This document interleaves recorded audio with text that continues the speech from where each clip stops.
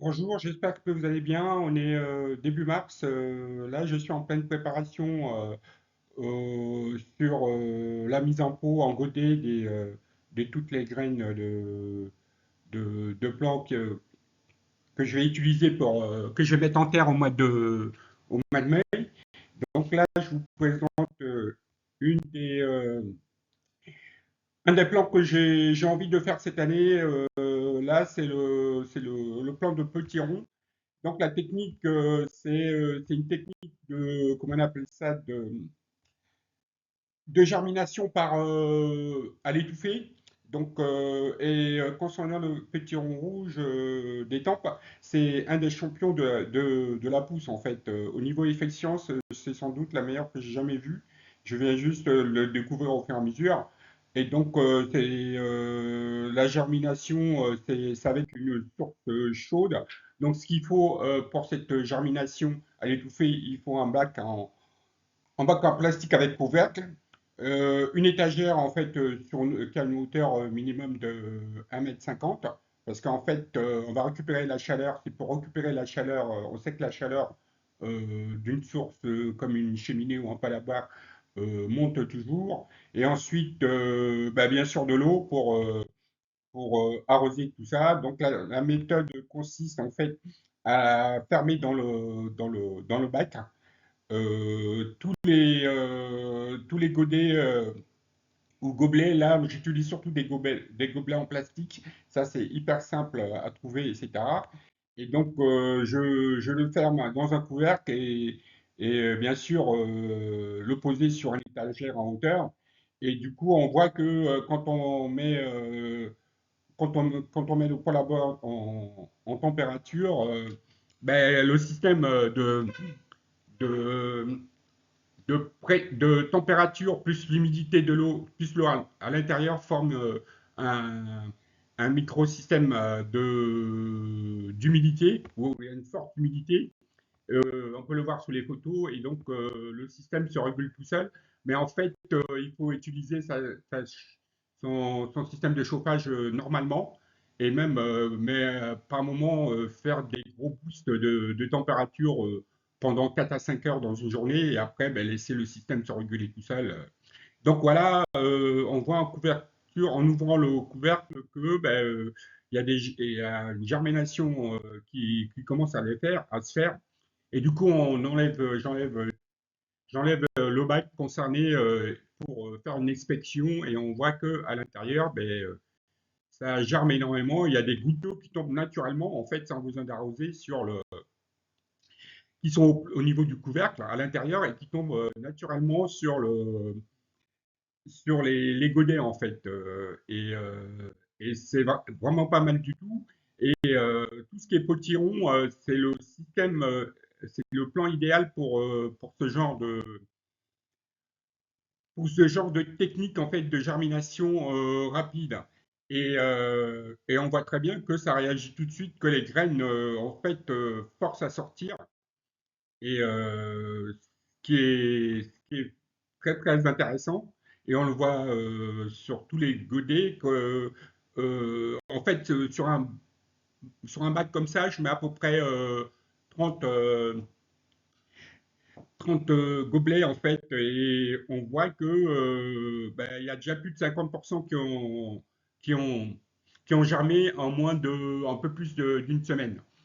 Donc à ce niveau-là, j'ai bien sûr le bac qui sert à la germination, et en fait, j'utilise un bac, j'appelle ça ma bac de récupération, où je récupère tous ceux qui sont à l'intérieur, qui ont commencé à germer.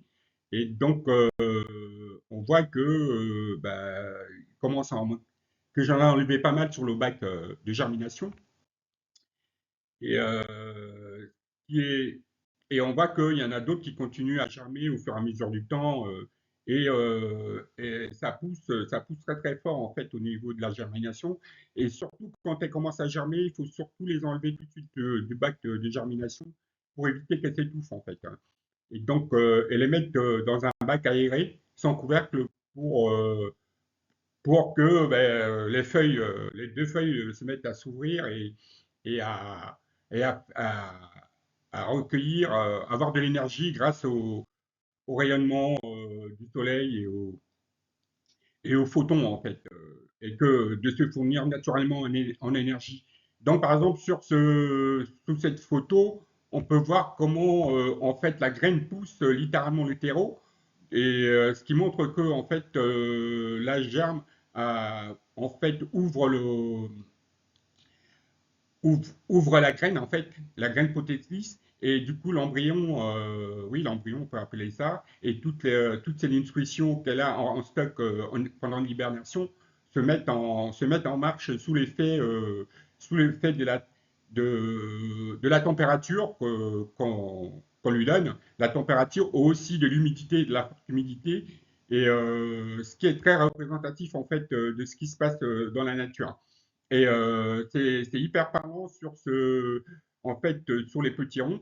Et c'est vraiment une surprise. Ça a été une surprise pour moi, contrairement aux autres graines qui sont beaucoup plus compliquées. Et donc, on voit il faut vraiment une température spécifique, température et taux d'humidité spécifique pour que chaque graine germe, en fait.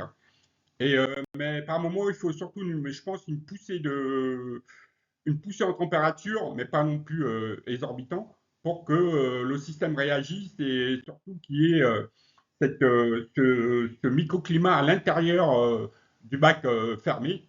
Et, euh, Ce qui est important. Donc là, en fait, j'ai fait du repotage au fur et à mesure. Donc là, celle-là, ces deux-là, je les ai repotés. Et bien sûr, en utilisant toujours, j'utilise toujours le même, le système D, hein.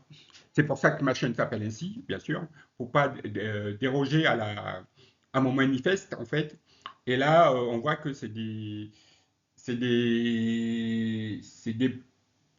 comment on appelle ça? C'est des pots des pots à lait que j'ai coupés et du coup ça me sert de godet en fait.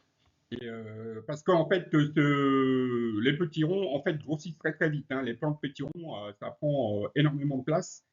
Là je pense qu'au fur et à mesure il va falloir que je les mette en godet en fait dès qu'elles se mettent à grossir.